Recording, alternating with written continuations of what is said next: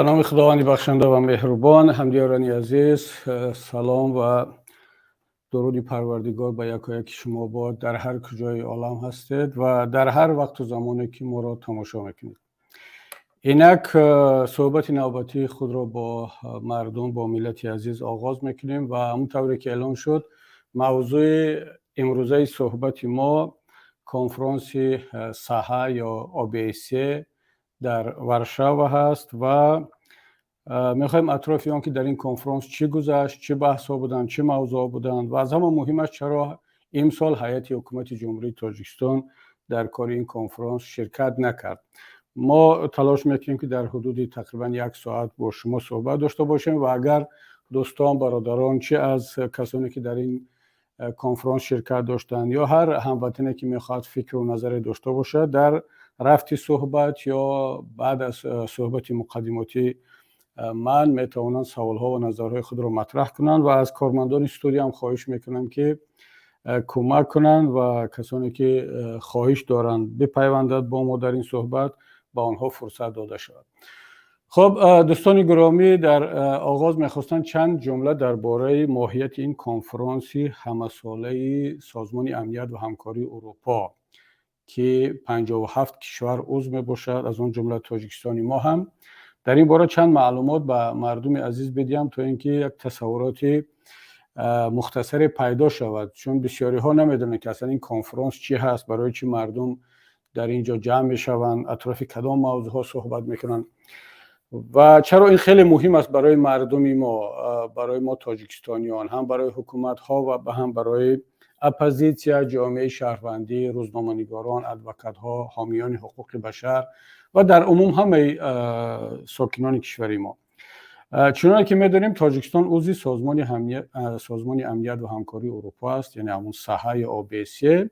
این سازمان در تاجیکستان دفتر دارد و تقریبا پس از پاشخوری اتحاد شوروی در سالهای 90 همه جمهوری‌های مستقل که از شوروی یا از روسیه جدا شدند برابر همزمان همه عضو این سازمان شدند و قبلا تنها اتحاد شوروی بود، یعنی یک کشور، بعدا یک بار 15 کشور یا جمهوری مستقل شدن عضو شدند، بغیر از کشورهای اروپا و یوراسیا، یعنی پس از شوروی باز امریکا و کانادا هم از قطعه امریکا عضو این سازمان می باشد و از نامش هم معلوم است که سازمان امنیت و همکاری، یعنی تمرکز بیشتر بالای امنیت است و همکاری اقتصادی، سیاسی و حقوق بشر هم در چارچوب این سازمان بحث و بررسی می شود.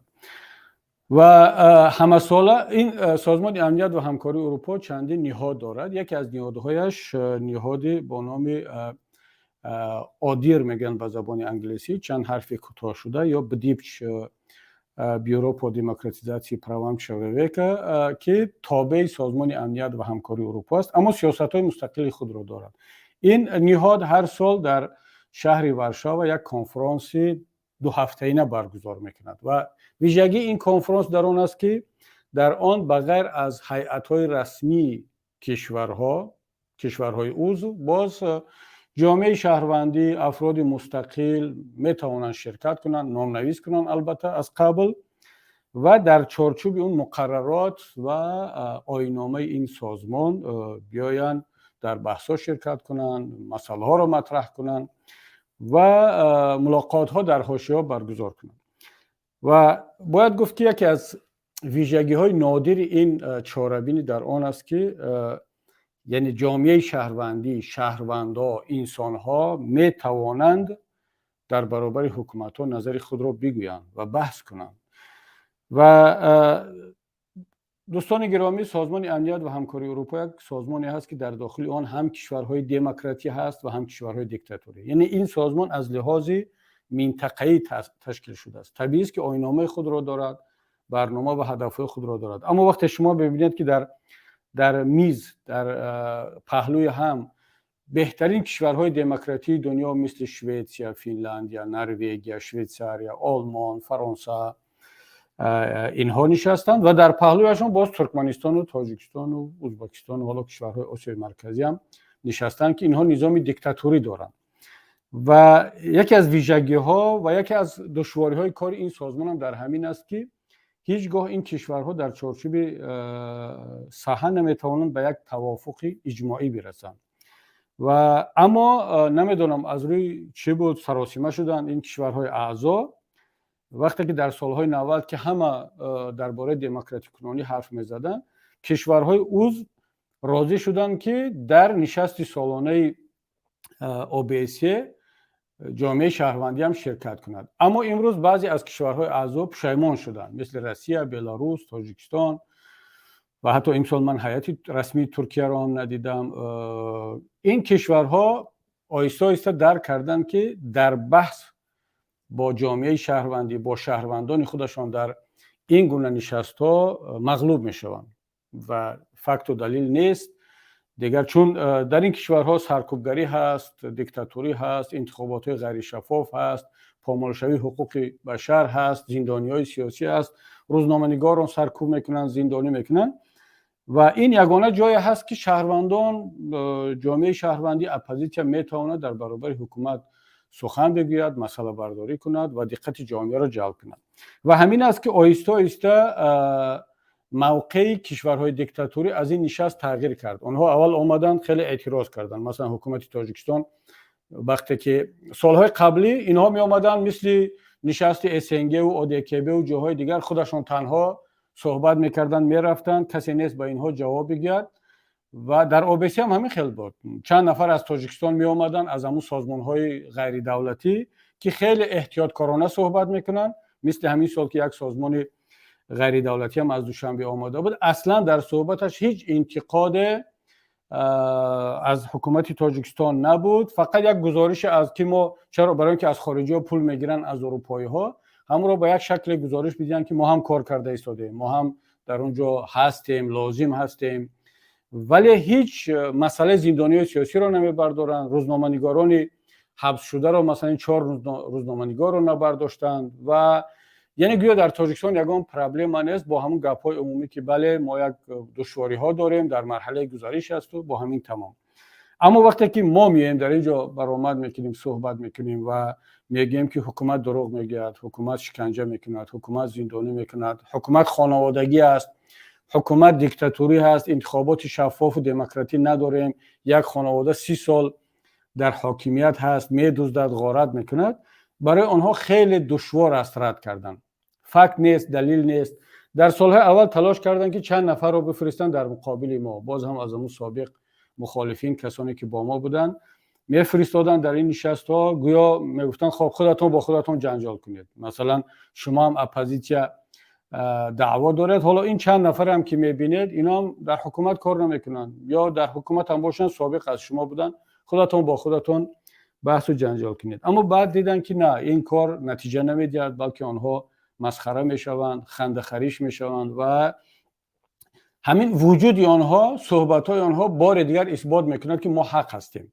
یعنی ما مخالفین جامعه شهروندی واقعی و کسانی که از دست این حکومت ها رنج میبرند، ما پس درست میگفتیم وقتی که حکومتداران این گونه هیئت ها را میفرستند با نام جامعه شهروندی و دیدید که آنها در آخر مغلوب شدند. و این سال نه تنها تاجیکستان، یک بار روسیه، بلاروس و تاجیکستان با نشست امساله OBSE در ورشو نفرستادند هیئت، برای آنکه چیزی برای گفتن ندارند، در مقابل حرفهای ما دلیل ندارند. وقتی که ما آنها را در نزد هیئت‌های دیپلماتی تمام دنیا با فکت و دلیل، در مقابل فکت و دلیل میگذاریم، آنها وقتی که حرفی برای گفتن ندارند، میدونن که در اینجا شکست میخورند و میدونن که این دیگر نشستی سران اسنگ و ODKB نیست که آنها تنها خودشون بیان هر چی دلشون میخواهند بگویند، یکی را تروریست، یکی را اکستریمیست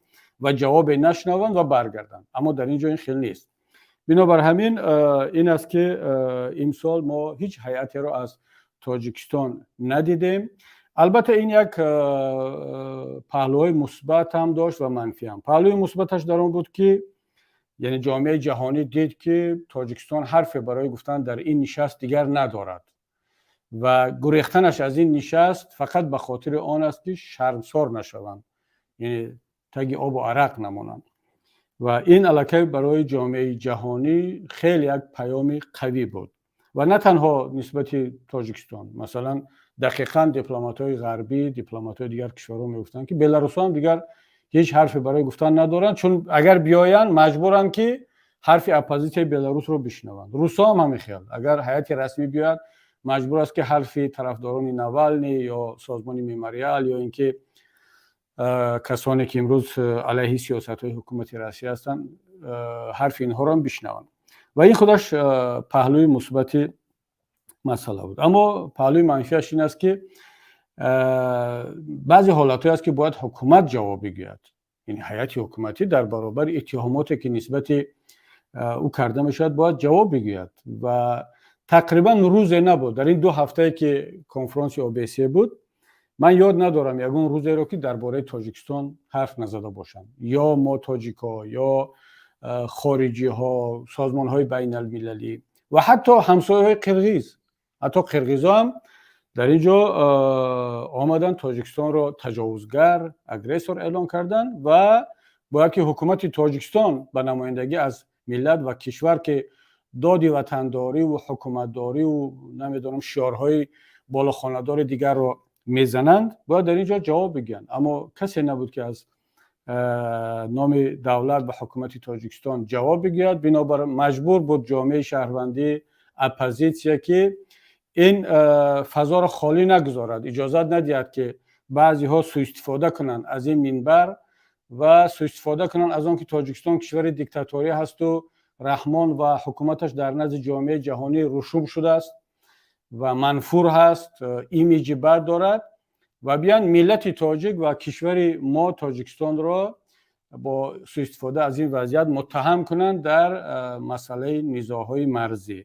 و همین بود که دیگر مجبور بودند جامعه شهروندی و اپوزیسیون تاجیک که در این کنفرانس به جای حکومت یا مقامداران که از پول بودجه دولت معاش میگیرند، وظیفه جانیشان هست که در این نشست‌ها دفاع کنند. ما سفیر در نزد OBSE داریم، معاش میگیرد، در وین نشسته است، آفیس دارد، دفتر دارد، خانه و کاشانه دارد و استاتوس دیپلماتی دارد، ولی میدان را خالی که ماندن مجبورند دیگر اپوزیسیا بیاید، همچون اپوزیسیا رفتار کند و همچون حکومت، همچون وزارت خارجه، همچون دیپلمات‌های تاجیک، چون واقعا عیب است و جای شرمساری است که یک ملت همسایه ما را متهم میکند و کسی به آنها جواب ندهد و این پهلوهای منفی مسئله هست که نبودن هیئت حکومتی در اینجا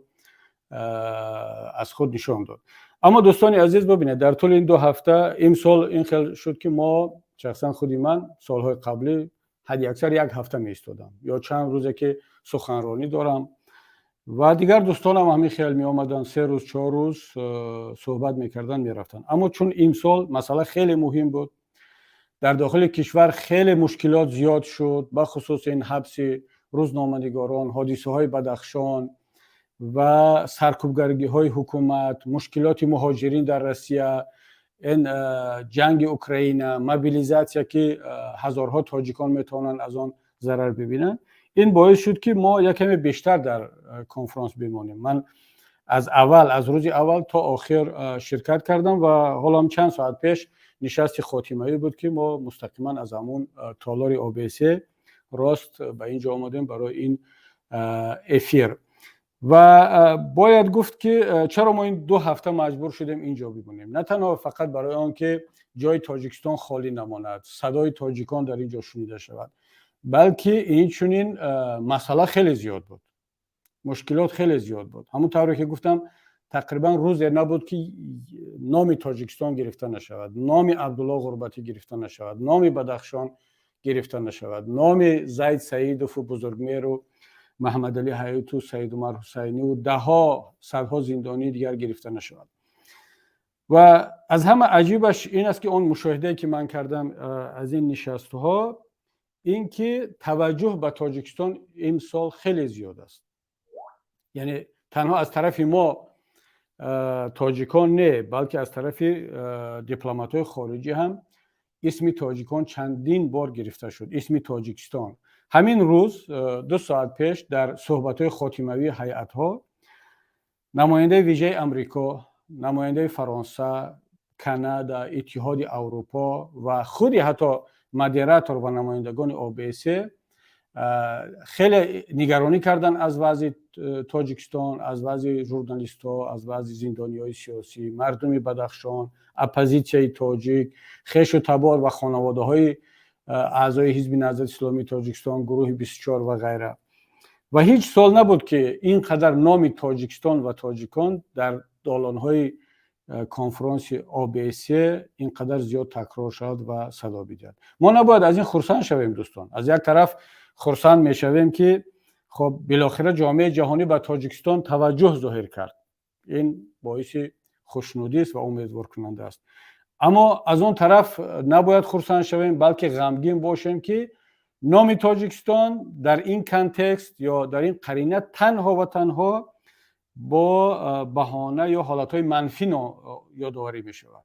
یعنی تاجیکستان دولت دیکتاتوری، دولت خانوادگی، حاکمیت خانوادگی، حکومت کروپسیونی دوست، حکومت شکنجهگر، حقوق بشر پامال می شود، مردم کم بی‌ضاعتند، اینترنت از همه گرانتر است، از همه ضعیفتر است. شما تقریبا کدام موضوع که در OBSE هر روز کنفرانس یک موضوع خاص دارد، مثلا یک روز موضوع انتخابات، روز دیگر موضوع مهاجرت، سوم موضوع زن، چهارم روزنامه‌نگاران، پنجم ادوکات ها، زندانی ها و غیره. یعنی این 2 هفته هر روز یک موضوع مهم بحث می شود. در کدام موضوع نگیرید تاجیکستان از جمله کشورهای هست که همه برآمد کننده ها چه داخلی و چه خارجی با نگرانی حرف میزنند. خب این نگران کننده است، این غم انگیز هست، این بد است. و اما ببینید بغیر از اون 2 هفته که در تالار اساسی پلینر رسیدنی یا جلسه‌های عمومی می شود که تاجیکان خیلی فعال بودند، انصافاً باید از اینجا هم این فرصت هست که از همه برادران و خواهرانی که در این نشست زحمت کشیدن، شرکت کردن، آمدن با پول خود، با وقت جدا کردن و سخنرانی کردن، من اظهار منتداری میکنم. بخصوص از ستاد که در پیمان ملی تاجیکستان تشکیل شد، برادران حتی بعضی از فاصله کمک کردن، هماهنگی ها بود، جلسه ها، ملاقات ها و سخنرانی ها.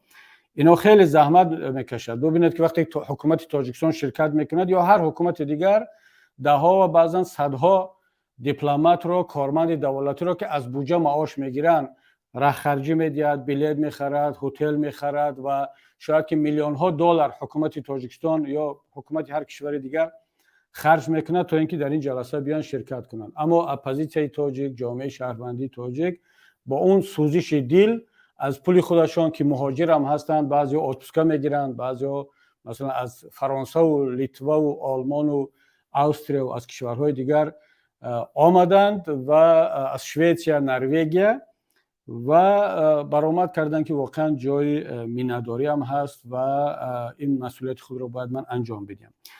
ببینید در علاوه به اون نشست‌های اساسی، هر روز بعد از ظهر یک در موضوعهای خاص در چندین تالار همزمان نشست‌های حاشیوی برگزار می شود که موضوعهای خاص کشورها بحث و بررسی می شود.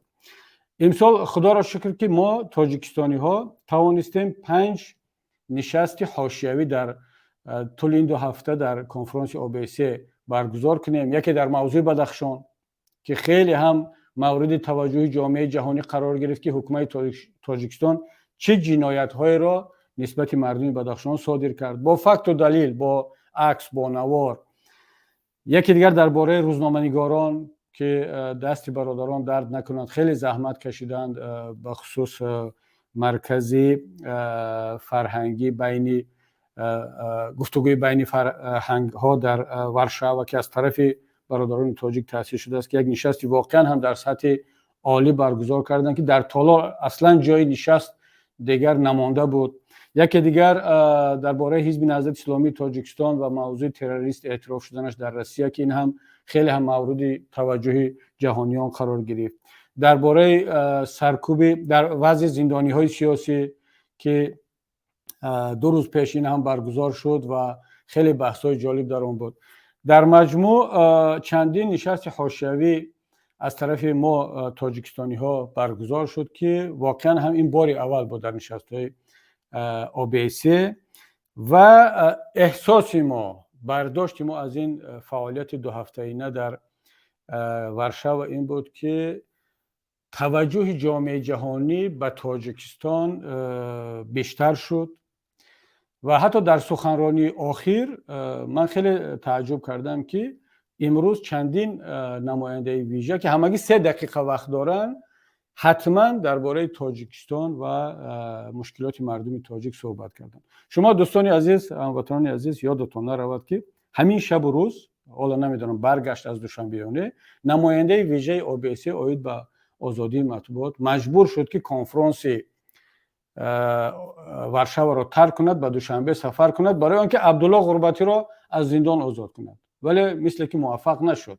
یعنی اینا فکر میکنن که اگر نماینده ویژه OBSE اوید به آزادی مطبوعات به دوشنبه سفر کند میتواند پیش روی این مصیبتی برادر عبدالله را بگیرد که حالا باز میترسم که برادران ذوقی بیک و عبدالستار پیر محمدزاده و دیگر دوستان هم به همین مشکلی گرفتار شوند و مثل عبدالله غربتی و نسبت دلیر شریف، دلیر امام علی و دیگر دوستان که نسبت آنها هم همین فاجعه تکرار شود. و ما در این نشست هم چند بار تاکید کردیم، از اون جمله خودی منم در برآمدم گفتم که برای چی امام علی رحمان و حکومتش دیگر به توصیه سازمان ملل، به توصیه ها و قرارهای OBSE و کشورهای دیگر توجه نمیکنند. شما ببینید که حکومت تاجیکستان علاوه بر آن که در این کنفرانس امسال شرکت نکرد و ما هم گفتیم که برای چی، این حرفی برای گفتن نداشت، دقیقاً در همین شب و روز میداند که و خبرها هم میرسد، چون در داخل کنفرانس OBSE هم گوش و چشم زیاد دارن و در اروپا هم و بالاخره آنلاین هم بود این صحبت ها و در پخش مستقیم نشر میشد. اینا در میدیدن که درباره آنها، درباره مشکلات صحبت رفته ایستاده است و دقیقاً در همین شب و روز عبدالله غربتی رو 7 سال به زندان روانه کردند و من در صحبت هم گفتم به دیگر دیپلمات ها و جامعه جهانی که این پیام دارد، یعنی حکومت تاجیکستان به خصوص امام رحمان به جهان گفته ایستاده است، به خصوص به اروپایی‌ها، به امریکایی‌ها، به دنیای آزاد که برای من اصلا فرق ندارد که شما در ورشاو درباره من چی میگید، کافی است که من پوتین و چین را و چند کشورهای دیکتاتوری دیگر را در پهلوی خودم دارم، من انتخاب خود را کردم، با این گروه هستم، یعنی با همین گروه کشورهای به انزوا رفته و ایزولیت شده، به همین گروه هستم. من دیگر جزئی تاجیکستان دیگر جزئی اون جهان آزاد و پیشرفته نیست که درباره حقوق بشر، درباره انتخابات صحبت کنند. ولی هنوزم متاسفانه اینم چیز شد، هنوزم در اروپا، در غرب هستند کشورهایی که هنوز هم حکومت تاجیکستان را به خصوص رهبریت آن را شریک خود میدونن. شریک چی؟ شریک مبارزه با تروریسم، با اکستریمیسم، چون که حکومت تاجیکستان توانسته است، البته با دروغ، ولی توانسته است بعضی کشورهای اروپایی را متقاعد کند که ملت تاجیک یک ملت تروریست‌زا هست، رادیکال‌زا هست. کوچه‌های تاجیکستان در هر خانواده تاجیک چند تا تروریست اکستریمیست نشسته است. اگر امام علی رحمان این شکنجه و عذاب و سرکوبگری را نکند، این اکستریمیست‌ها و تروریست‌ها و ملاها و دیندارها، مردم تاجیک همش دیندار است، اینها حاکمیت را میگیرند و تاجیکستان یک افغانستان دیو میشود. این افسانه را در ذهنی بعضی از کشورهای اروپایی جا کرده است. همین است که اروپایی وقتی که میبینن که در تاجیکستان شکنجه هست، شکنجه بیشتر از روسیه هست، شکنجه بیشتر از بلاروس هست، شکنجه بیشتر از ترکیه و ایران هست، از بسیار کشورهای دیگری هست که غرب نسبت آنها تحریم یا سانکسیون جاری کرده است، اما میگن چرا در کشوری مثل تاجیکستان که شکنجه از همه اینها بیشتر هست تحریم جاری نمیشه؟ میگن چون در کشور شما اکستریمیسم و رادیکالیسم و تروریسم خیلی زیاد است، شما همسایه افغانستان هستید، ما مجبور هستیم که دیگر این را به نظر بگیریم. ما اینجا میخوایم تلاش میکنیم که نه، ملت تاجیک تروریست نیست، اکستریمیست نیست. این حکومت است که جان مردم را به لب آورده است. دیگر مردم مجبور می شود که دست به بعضی کارها بزند. اگر مردم تاجیک در یک شرایط خوب اقتصادی در وطن خودش جای کار داشته باشد، تعلیم بی پول، طبابت بی پول طبق کنستیتوسیون داشته باشد، یک جوان بتواند دانشگاه را که ختم کرد در اساس آزمون جای کار بگیرد، نه با خش و تبارشگی و پاره دادن، یک نفر بتواند آزادانه مسجد برود، اون که میخواهد کلیسا برود کلیسا برود، اون که میخواهد به هیچ کجا نرود، نه به مسجد و نه به کلیسا، به هیچ کجا نرود، اون میخواهد حجاب بپوشد ریش ماند آزاد باشد، اون که نمیخواهد میخواهد جنس بپوشد و لباس های اروپایی اونم آزاد باشد، کی تروریست میشود؟ کی اکستریمیست میشود؟ کی رادیکال میشود؟ هیچ کس. پس این حکومت است که مردم را رادیکال میکند و مجبور میکند که دست به سلاح بزند و به کارهای دیگر. یعنی مشکلی در حکومت است، نه در ملت تاجیک، نه در دین مبین اسلام، نه در ملا و مدرسه و حزب اسلامی و دیگرها. این رو ما تلاش میکنیم بفهمانیم. اما در اروپا هم هستند بعضی سیاستمداران و رهبران که اونها حالا با هر دلیل یک عقده، یک فکری منفی غلط نسبت اسلام و مسلمان ها دارند و اونها حتی همون جنایتکار هم در سر قدرت باشد، اگر ضد اسلام است و ضد تشکیلات های دینی هست، او را احترام میگذارند، با او همکاری میکنند، میگن این دیوانه است ولی دیوانه خودمان است. و گفتی همون یکی از پرزیدنت های سابق امریکا که نسبت کدام یک دیکتاتوری امریکای لاتینی گفته بود که بله ما میدونیم که این پدرسگ است ولی پدرسگ خودمان است. یعنی میزنیم شتون سوکینسین نانش سوکینسین. امام علی رحمان همون سوکینسین بسیاری از کشورهای بعضی از کشورهای غربی هست که در چهره او یک نفری رو میبینند که گویا که بر ضد ارزش‌های دینی و اسلامی مبارزه می‌کند. اما ما تلاش داریم در این کنفرانس‌ها که نه، مسئله در این نیست. او نه تنها علیه ما مسلمان ها مبارزه میبرد، او زید سعیدوف رو هم که اسلامگرا نبود زندانی کرد، او بزرگمیر یار رو که ادوکات بود زندانی کرد که او اعضای حزب ما نبود، او محمد روزی اسکندرов رو زندانی کرد، حتی خیش و تبار و کسانی که او رو به قدرت آوردن مثل یعقوب سلیم و غفار سیدای دیگر رو اینا رو هم زندانی کرد. اینا هیچ کدامشون بعضش حتی شاید نماز نمیخوان و امروز هم دارد زندانی کرده ایستاده است. این روزنامه‌نگاران مگر عضو کدام حزب بودند و اکنون غربی ها آهسته آهسته فهمیده ایستادند. اتفاقا ما در اینجا هم گفتیم که یکی از اتهامایی که علیه عبدالله غربتی و به فکرم ذوقی بیگ و همه این برادرانی که الان زندانی شدن و حتی الفت خانم محمد شایبه که یک خانم بدخشانی هست و شما میدونید که خب دیگر اون نمیتواند اعضای اپوزیسیون باشد، از لحاظ فکری هم او را هم متهم به همکاری با اپوزیسیون پیمان ملی تاجیکستان کردن. و ما اگرچه بارها گفته ایم و خود همین برادران زندانی روزنامه‌نگاران بارها در صحبتاشون گفتن که به هیچ حزب و حرکت ربط ندارن. ما هم بارها گفتیم که نه عبدالله غربتی، نه ذوقی بیگ، نه دلیر امام علی و نه عبدالستار اینا اعضای حزب ما نیستند. ولی حکومتداران هر کسی را که بخواهند زندانی کنند امروزا ماده شده است، عادت کردن که حتما یک ربطی به حزب نهضت اسلامی تاجیکستان میدهند. و من بار دیگر تکرار میکنم که این زندانی ها هیچ ربطی به حزب نهضت اسلامی تاجیکستان ندارند. اگرچه ما اعضای حزب ما میبودند، طرفداری ما میبودند، من با فخر میگفتم که آنها اعضای حزب ما هستند. ولی متاسفانه یا خوشبختانه، متاسفانه برای اینکه این افراد آگاه اعضای ما نیستند، خوشبختانه اینکه اگر اعضای حزب ما میبودند باز مشکلاتشون بیشتر میشد. این تهمت هایی که بالاشان کردن با فکت و دلیل بعد بالای سری آنها می آوردن. بنابراین همین من ببینید دوستان عزیز، نشود که در تاجیکستان به حق یا ناحق هر کسی را که میخواهند زندانی کنند اعضای حزب ما بگن. آینده هم شاید همین مردم که عادت کرد دوام میکند.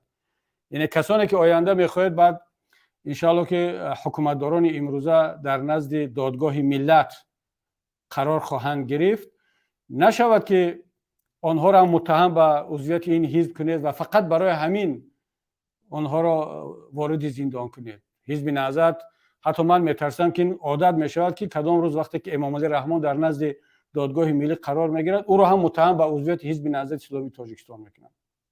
یتیموف رو یا رمضان رحیمزاده رو. نه، اینها من رسما میگم امام علی رحمان فردا که نزد دادگاه ایستاد از حالا میگم که به حزب نهضت اسلامی تاجیکستان هیچ ربط ندارد. یتیموف هم رمضان رحیمزاده هم دیگر جنایت‌هایی که در جنایتکارانی که در سر قدرت هستند و ما بیزاری میکنیم از اینها نمیخوایم که نزدیکی به حزب نهضت داشته باشن، نه در این دنیا و نه در آخرت. در آخرت بگذار اینها با همون طرفدارانشون با همون ملاهای درباری محشور شوند. یعنی هیچ کس نمیخواد یک انسان سالم با وجدان که فردا روز قیامت و در این دنیا هم با این جنایتکاران دزد و غارتگر و شکنجهگر یکجا باشد، نامشان چی در دنیا چی در آخرت همراه ثبت شود. خب دوستان گرامی، اینجا موضوع اساسی را من مطرح کردم درباره کنفرانس این ساله. حالا اگر در این بین دوستان در استودیو یگان نفری بخواهد نظری داشته باشد درباره کنفرانس، سوالی داشته باشد، ما در خدمتشان هستیم. حالا میبینم که اینجا دوستان در استودیو کسی را وصل نکردن، اما حالا چند جمله دیگر رو هم اضافتا به این موضوع بگویم که این چی نتیجه خواهد داشت. یعنی اون فعالیت هایی که ما 2 هفته در اینجا کردیم، ما تاجیکستانی ها، همه حزب حرکت ها و گروه ها، شاید مردم سوال بدهند که خب چی نتیجه میدهد؟ شما گپ میزنید در اروپا، مسئله رو مطرح میکنید، امام علی رحمان و حکومتدارانش باز همون سیاست ها رو ادامه میدهند، باز شکنجه، باز مثلا رفت امروز سفر داشت به سنت پترزبورگ، باز همون گروه ایزولیت شده.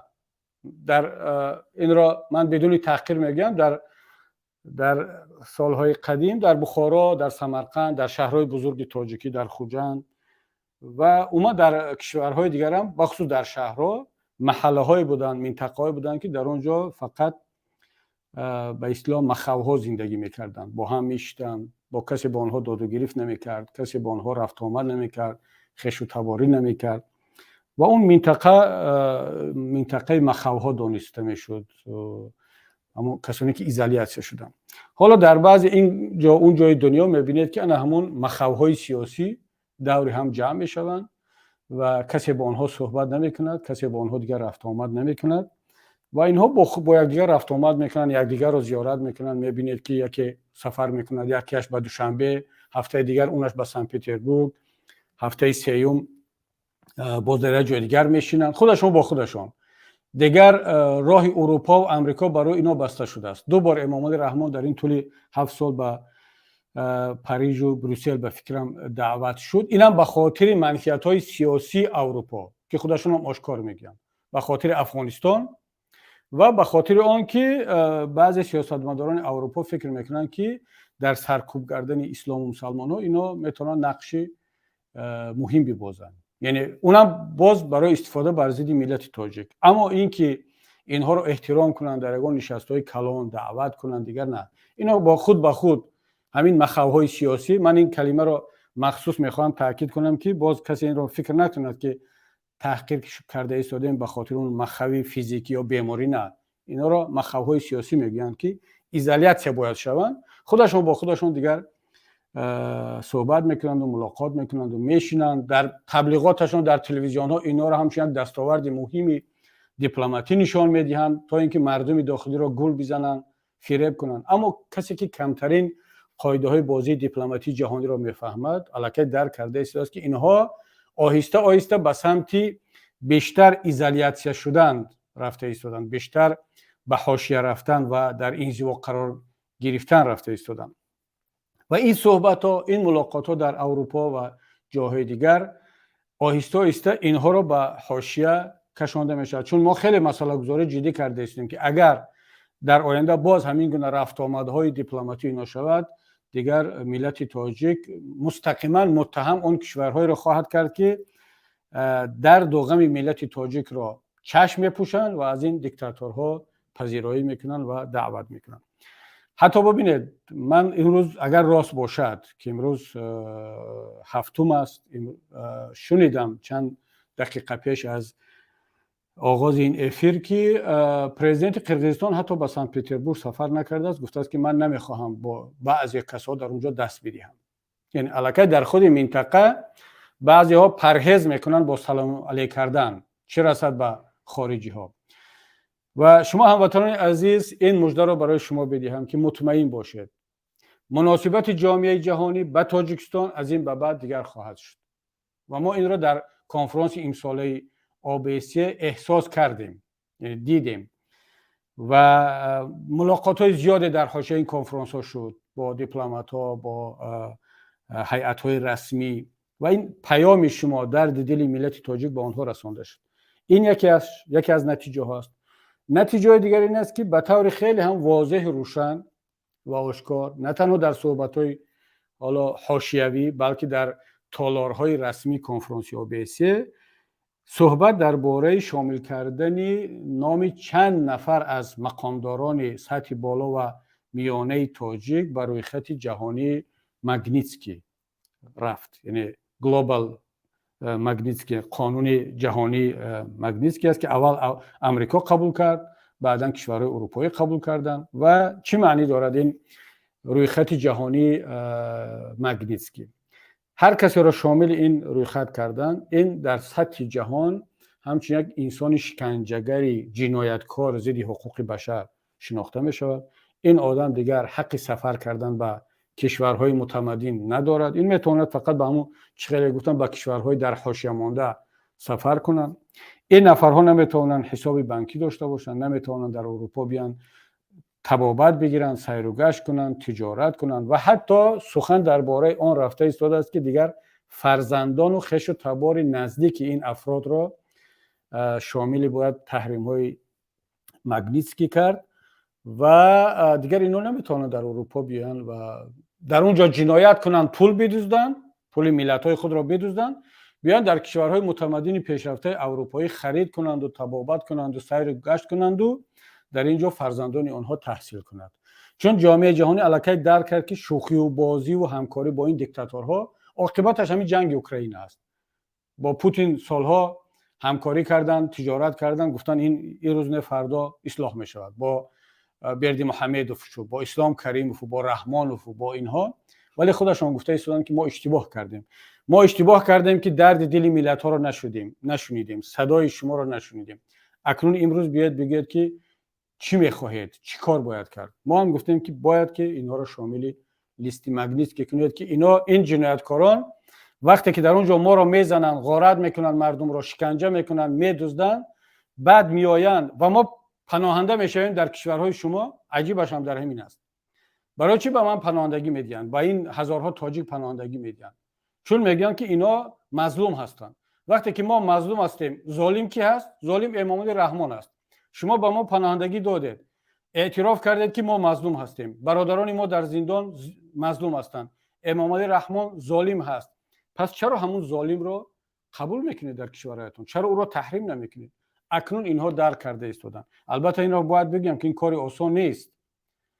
این معنی رو ندارد که پس فردا اینها شامل لیست خواهند شد. حکومتداران تاجیک خیلی زیرکانه رفتار میکنن.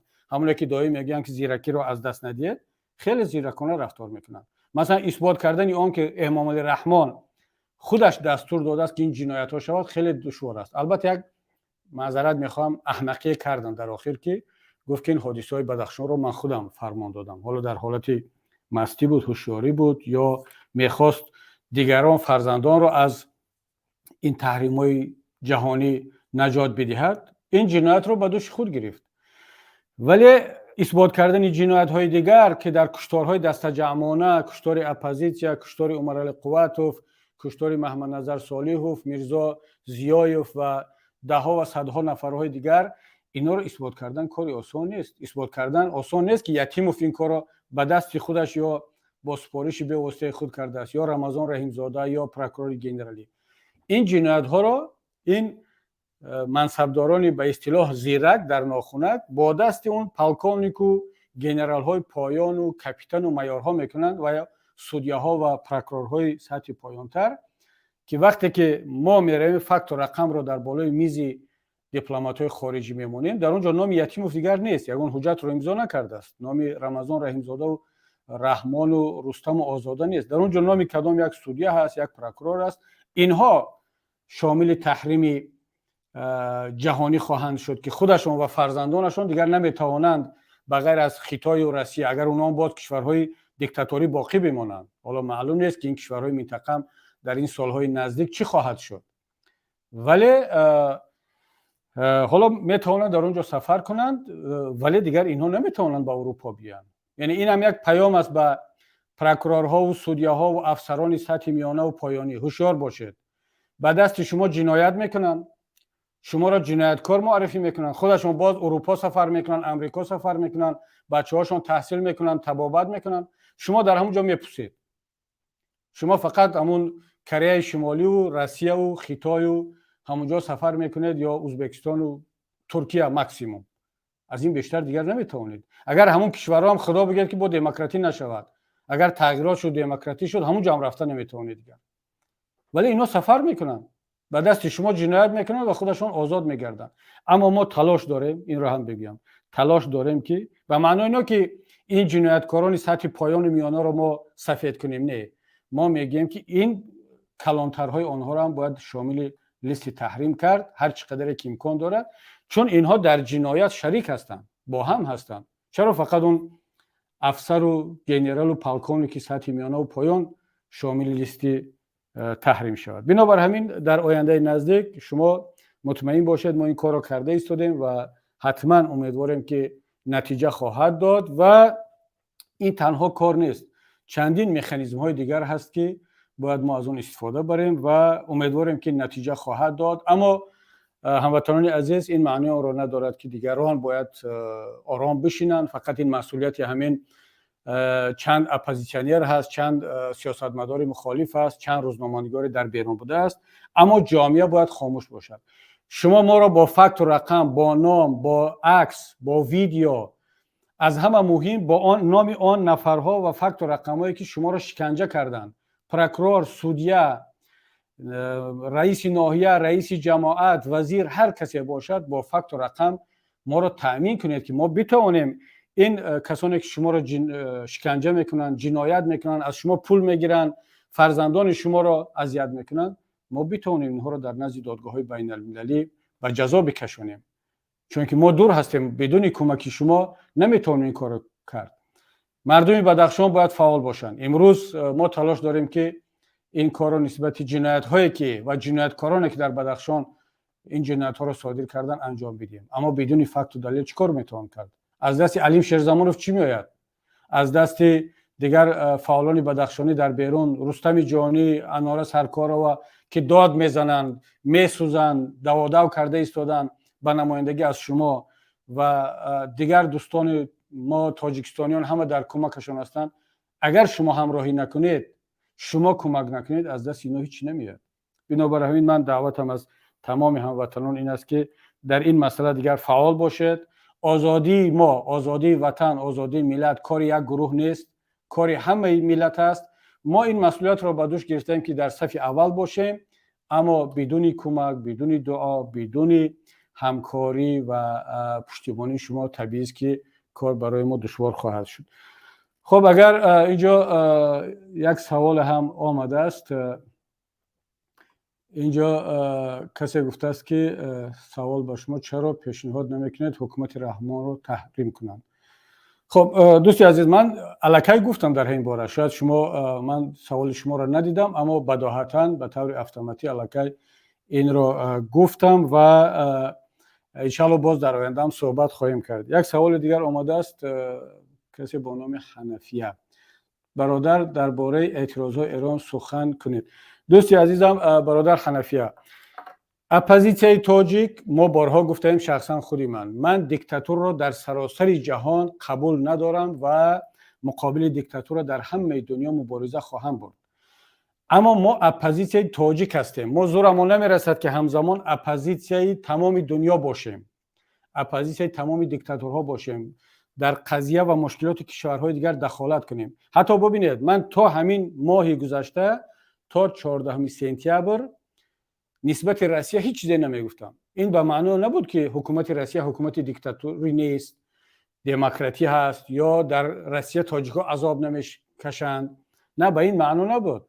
حکومت روسیه یکی از حکومت‌های دیکتاتوری جهان است در اونجا حقوق انسان پامال میشد. اما چرا ما خاموش بودیم؟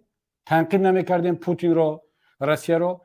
بله آنکه نمیخواستیم که مشکلات حزب نهضت اسلامی تاجیکستان، اپوزیسیون تاجیک، ملت تاجیک، مهاجرین تاجیک در روسیه بیشتر شود.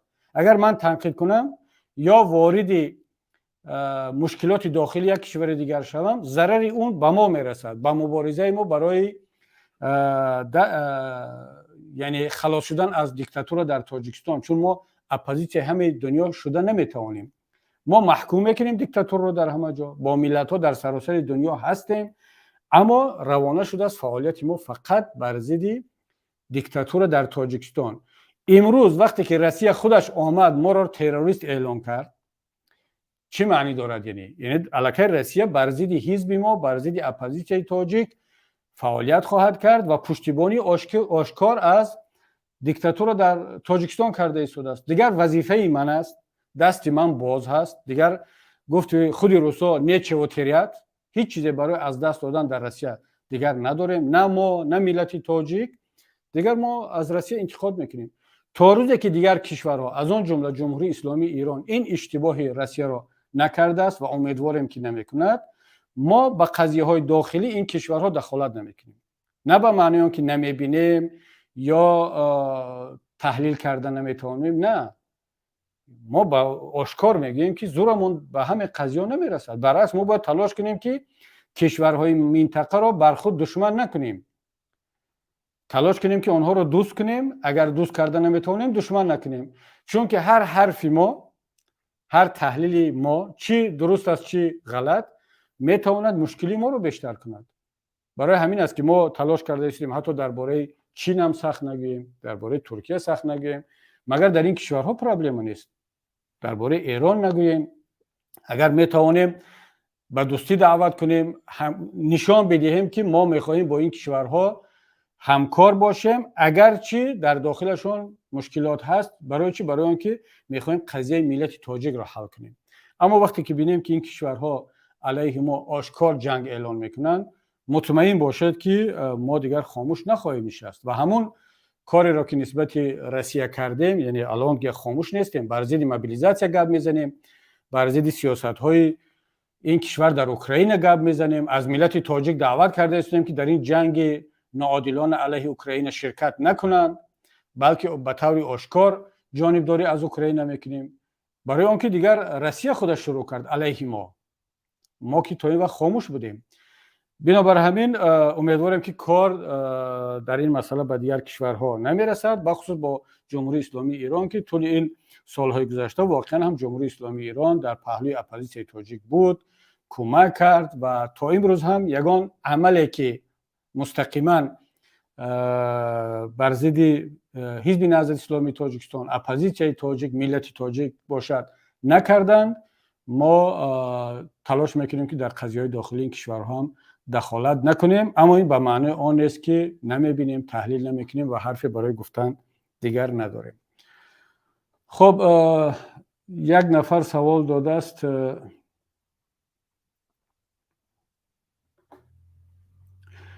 گفته است سوال من این است که این روش استفاده مبارزه شما هیچ معنی ندارد. یک نفر نامش دیگر خوانده نمیشود. خب دوستی عزیز، همین از دست ما میاد. شاید این روش ما برای شما معقول نیست. من قاعدتاً همیشه با دوستانی که ما را تنقید میکنن، یعنی اونا هم طرفدار حکومت رحمانوف نیستن، یعنی اونا میخوان که این حکومت هر چیز زودتر از کشور دور شود و ما با یک حکومت ملی مستقل برسیم، ولی روش ما را هم قبول ندارن. خیلی ها از به اصطلاح مخالفین حکومت مخالف ما هستند. روش ما را یا بعضی ها میگن که از حد زیاد معتدل است، ملایم است، یک گروه دیگر میگن که نتیجه ندارد و یک گروه سوم دیگر هم است که اصلا بدون کدام دلیل عادت کردن که ما را تنقید کنند. ما احترام داریم، اما جواب من این است برادر عزیز، اگر روش من معقول نیست، روش پیمان ملی تاجیکستان، نهضت، گروه 24 یا هر گروه دیگر اپوزیسیون امروزه معقول نیست، بفرمایید، میدان از دلیر است.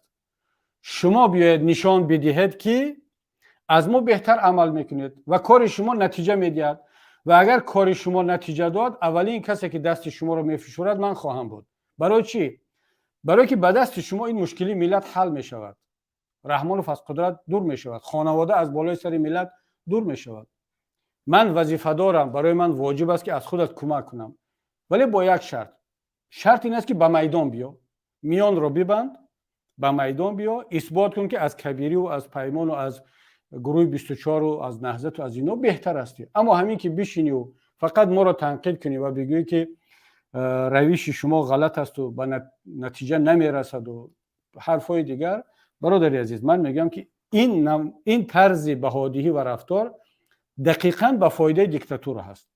یعنی دیکتاتورها در دوشنبه دقیقاً از شما همین میخواهند که چون شما میدونن که شما جمع شدنی نیستید، مثلا یک گروه آدمانی هستن که اونا خودشون همچون اپوزیسیون سیاسی عمل کردنی نیستن، فرد هستن، تنها.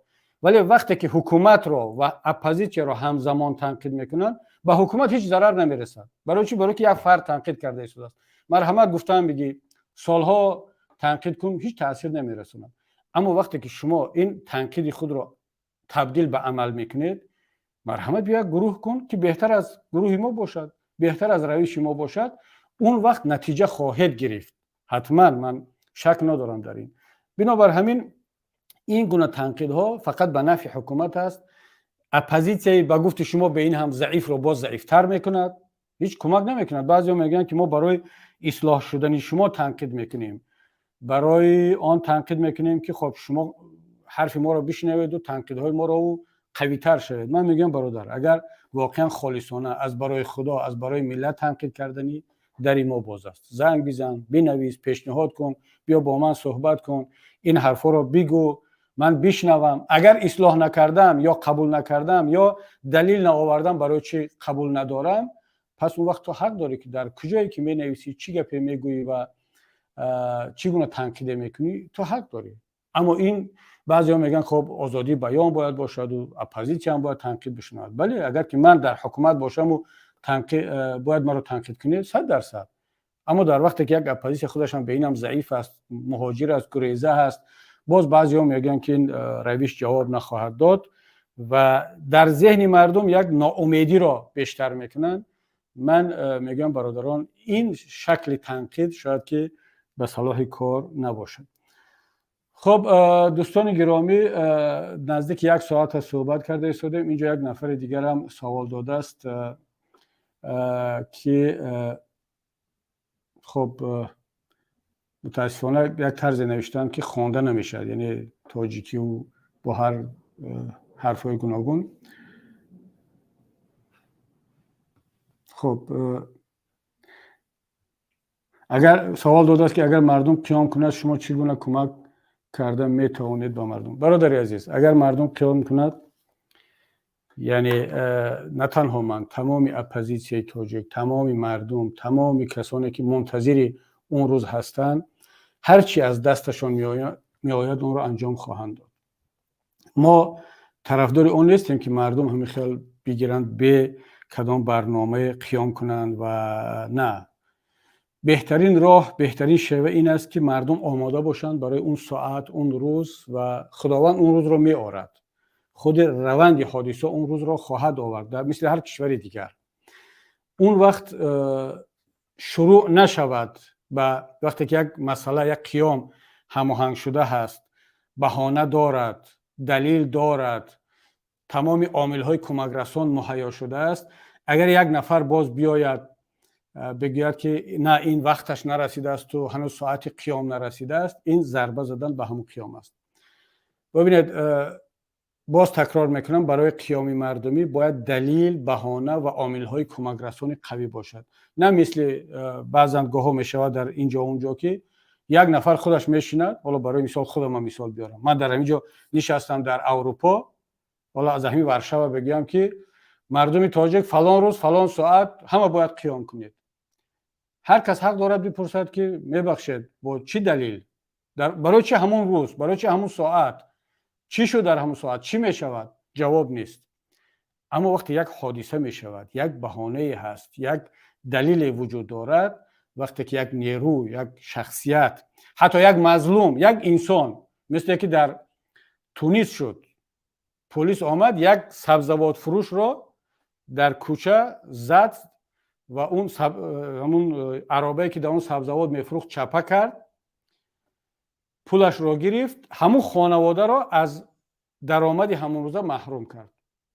همون جوان رفت خودش رو در نزد اداره حکومت آتش زد برای اون ظلمی که میلیسیونر نسبت او کرد. مردم تونس به خاطر همدردی با این جوان قیام کردند و حکومت رو چپه کردند و امروز به یک حکومت نسبتاً دموکراتی رسیدند. یعنی یک مظلوم میتواند مردم رو به پا بخیزاند با یک عملش. خودش رو آتش زد یا دعوت کرد از مردم. مردم تونس با دعوت کدام سیاستمدار، رئیس حزب، رئیس اپوزیسیون نرفت به خیابان، برای حمایت از یک مظلوم رفت و حزبای سیاسی دیگر نیروها کمک کردند. ولی همین حادثه در تاجیکستان هر روز هر ساعت تکرار می شود. میلیسیونر میرود در بازار یک پیرزن را از دستش مالش رو میگیرد، سیمشکا فروش رو خالتاش رو از دستش میکشد میگیرد، نمیدونم سبزوات فروش رو، روزنامه‌نگار را زندانی میکند. با مادر ذوقی بیگ اجازت ندادند تا امروز که با پسر زندانیش صحبت کند، ملاقات کند. با زن درد و علم زن عبدالله غربتی را نامش را بخونید به پرزیدنت، به جواب میماند. همین حادثه در دلخواه کشور دیگر باشد، مطمئن باشد که اون ملت ها خاموش نمیشنند. اما ملت تاجیک را غیرتش را گرفتن، سرکوب کردن، بهترین جوانهای جسور را یا کشتن، زندانی کردن، یا مجبور شدند که اینها بروند به داعش و به گروه های دیگری مسلح بپیوندند و نابود شوند یا انرژیشون در یک جای دیگر خرج شود. به جای آنکه در داخل کشور خود مبارزه برند، اینا رفتند یکی در افریقا و یکی در نمیدونم امریکا و یکی در عراق و سوریه میخواستند بر ضد ظلم در اونجاها مبارزه برند، در صورتی که ظلم و ظالم در داخل خانه‌اش نشسته است. مادری او را اذیت میکند، خواهری او را اذیت میکند، برادری او را شکنجه و زندانی میکند، میکشد.